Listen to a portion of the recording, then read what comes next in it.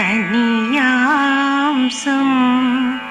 पांसुं तव चरण पंकेरुह भवम्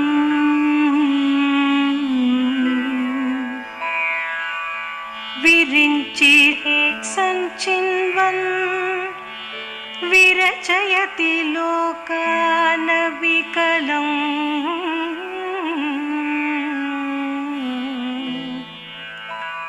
वहत्येनं शौरिः कथमपि सहस्रेण शिरसा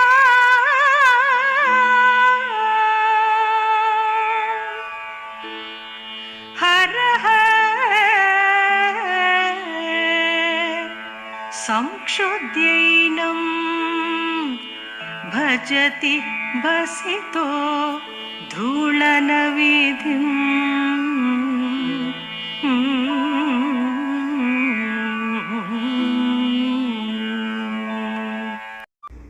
ஓம் ஸ்ரீ மகா கணபதியே நமக. ஓம் ஸ்ரீ குருபியோ நமக. ஓம் ஸ்ரீ மகா பெரிவா சரணம். ஓம் ஸ்ரீ தேவியை நமக. இப்போது சௌந்தரிய ரகரி ஸ்லோகம் 2 என்ன சொல்கிறதுன்னு பார்த்தாக்க தேவியோட பாத தூளியோட மகிமையை பற்றி சொல்கிறது. அதாவது பிரம்மா 14 லோகங்களையும் படைக்கிறதுக்கே இந்த பாத தூளியை வச்சுன்னு தான் பண்ணுறார். அதே மாதிரி மகாவிஷ்ணு உன் பாத தூளியை தன் 1000 தலைகளால் சிரமப்பட்டு தாங்குகிறார். பரமசிவன் உன் பாத தூளியை மேலும் நன்கு பொடி செய்து விபூதியாக உடல் முழுவதும் தரிக்கிறார் அப்படின்னு சொல்கிறது. இதை எப்படி ஜபம் பண்ணணும்னு கேட்டாக்க காலையில் ஸ்நானம் செய்து வடக்கு முகமாக அமர்ந்து 1000 தடவை 55 நாட்கள் ஜபம் செய்ய வேண்டும். இதற்கு நைவேதனமாக பால் பாயசம் கொடுக்கப்பட்டுள்ளது. இவ்வாறு செய்பவர்களுக்கு ஞானம், செல்வம், புத்திர சந்ததி, பதவி, புகழ் ஆகிய சகல நன்மைகளும் உண்டாகும். ஜடப்பொருள்களால் ஏற்படும் தடைகள் எல்லாம் நீங்கும்.